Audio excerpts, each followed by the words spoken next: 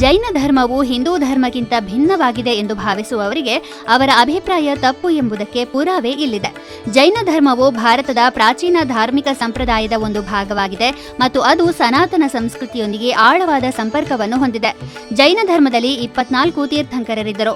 ಮೊದಲ ತೀರ್ಥಂಕರ ಋಷಭದೇವ ಅಥವಾ ಭಗವಾನ್ ಆದಿನಾಥ ಅವರು ಅಯೋಧ್ಯೆಯಲ್ಲಿ ಜನಿಸಿದರು. 24ನೇ ತೀರ್ಥಂಕರರಾಗಿದ್ದ ಮಹಾವೀರ ಸ್ವಾಮಿ ಕ್ರಿಸ್ತಪೂರ್ವ 599ರಲ್ಲಿ ವೈಶಾಲಿಯಲ್ಲಿ ಅಂದರೆ ಇಂದಿನ ಬಿಹಾರದಲ್ಲಿ ರಾಜ ಸಿದ್ಧಾರ್ಥ ಮತ್ತು ರಾಣಿ ತ್ರಿಶಾಲಾ ದಂಪತಿಗಳಿಗೆ ಜನಿಸಿದರು. ಅವರ ಮೂಲ ಹೆಸರು ವರ್ಧಮಾನ. ಜೈನ ಧರ್ಮವು ಶ್ರಮಣ ಸಂಪ್ರದಾಯದ ಮೇಲೆ ಸ್ಥಾಪಿತವಾಗಿದೆ. ಶ್ರಮಣರೆಂದರೆ ಕಠೋರ ತಪಸ್ಸು ಮಾಡಿ ಧ್ಯಾನ ಮಾಡಿ ಲೋಕದ ದುಃಖಗಳಿಂದ ಮುಕ್ತಿ ಪಡೆಯುವ ಮಾರ್ಗವನ್ನು ತೋರಿಸಿದ ಜನರು. ಋಗ್ವೇದ ಮತ್ತು ವಾಲ್ಮೀಕಿ ರಾಮಾಯಣದಲ್ಲಿ ಶ್ರಮಣರ ಉಲ್ಲೇಖವಿದೆ. ಶಬರಿಮಾತೆ ಮತ್ತು ಜನಕರಾಜನ ತಪಸ್ಸುಗಳೇ ಇದಕ್ಕೆ ಉದಾಹರಣೆ. ಮಹಾವೀರರು ಸಹ ದೀರ್ಘಕಾಲದ ಮೌನ ಮತ್ತು ಧ್ಯಾನದಲ್ಲಿ ಇದ್ದರು.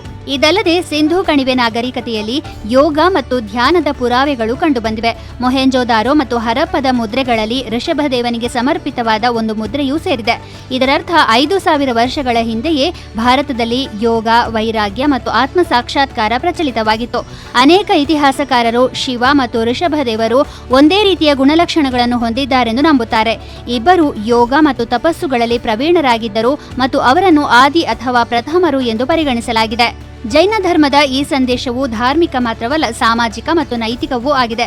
ಯೋಗ, ತಪಸ್ಸು ಮತ್ತು ಅಹಿಂಸೆಯ ಮಾರ್ಗದ ಮೂಲಕ ನಾವು ಜೀವನದಲ್ಲಿ ಶಾಂತಿ ಮತ್ತು ಮೋಕ್ಷವನ್ನು ಪಡೆಯಬಹುದು ಎಂದು ಅದು ನಮಗೆ ಕಲಿಸುತ್ತದೆ.